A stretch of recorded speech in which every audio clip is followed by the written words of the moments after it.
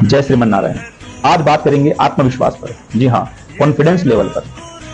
यदि किसी व्यक्ति की जन्म कुंडली में सूर्य डिस्टर्ब हो, नीच का हो, पाप ग्रहों से भ्रष्ट हो या पाप ग्रहों से युद्ध हो, कमजोर अंश का हो, तो व्यक्ति आत्मविश्वास खो देता है या आत्मविश्वास की कमी उस व्यक्ति में आ जाती है। और चंद्रमा से भी कई बार ऐसे लक्षण देखे गए हैं। लेकिन यहां पर उपाय की बात करें तो अपने पिता को नित्य प्रति प्रणाम करें, उनकी आज्ञा का पालन करें। इससे आपका सूर्य मजबूत होगा। सूर्य को अर्घ्य दें, भगवान शिव को जल चढ़ाएं, अपने पितृ पूर्वजों को पुष्ट पुष्ट रखें, शराब इत्यादि का सेवन नहीं करें, मांस इत्यादि का गंदा भोजन नहीं करें। सूर्य आपका प्रबल होगा। इसके साथ आपको अपने मनोयोग से भी सूर्य को प्रबल करना चाहिए। इसके लिए आपको अपने जीवन में 3 व्यक्तियों को सदैव स्थान देकर रखना चाहिए। कौन से है व्यक्ति? सबसे प्रथम गुरु। हर व्यक्ति को अपने जीवन में गुरु रखना चाहिए। ये हमारी संस्कृति थी, जो आज इसको हम पाश्चात्य संस्कृति के लेप होने की वजह से भूल गए हैं। लेकिन लेप हुआ है, समाप्त नहीं और होगी भी नहीं। तो गुरु प्रत्येक व्यक्ति को रखना चाहिए। जब आपका अच्छा समय नहीं आता तब गुरु के पास, गुरु के शरण में यदि जाओगे तो वहां पे आपको जरूर मार्गदर्शन मिलेगा। दूसरा आता है मित्र।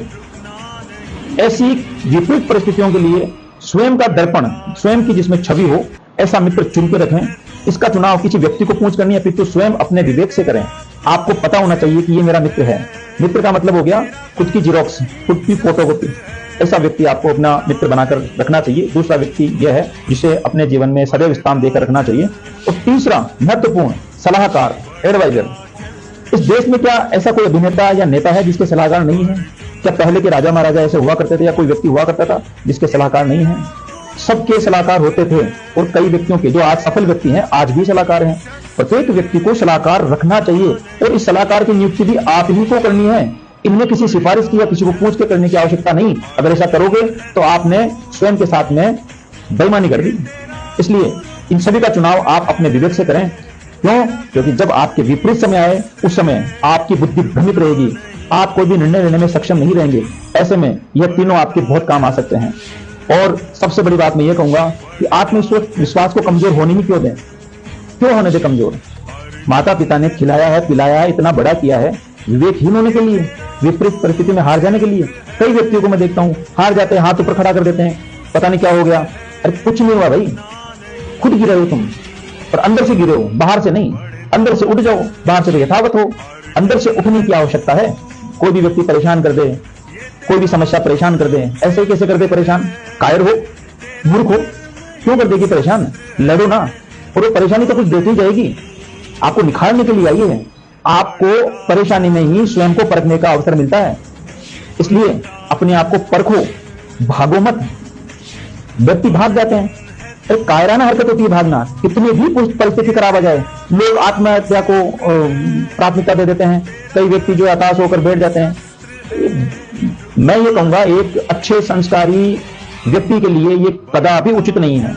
आपने अपने पूर्वजों, हताश होने का मतलब क्या है? आपने अपने पूर्वजों की संस्कृति, उनके ज्ञान के ऊपर आघात कर दिया।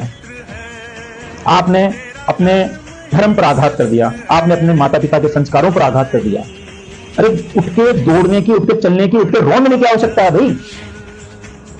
परिस्थिति यदि आएगी ना आपके समक्ष, निश्चित बात मान के चलिए, आपसे बड़ी विपरीत परिस्थिति कभी नहीं आएगी। ऐसी कोई भी विपरीत परिस्थिति आपके समक्ष नहीं, मैं डंके की चोट पे कह रहा हूं आपको ये बात, ऐसी कोई भी विपरीत परिस्थिति आपके समक्ष खड़ी नहीं हो सकती जिसका सामना करने का सामर्थ्य आपका नहीं हो।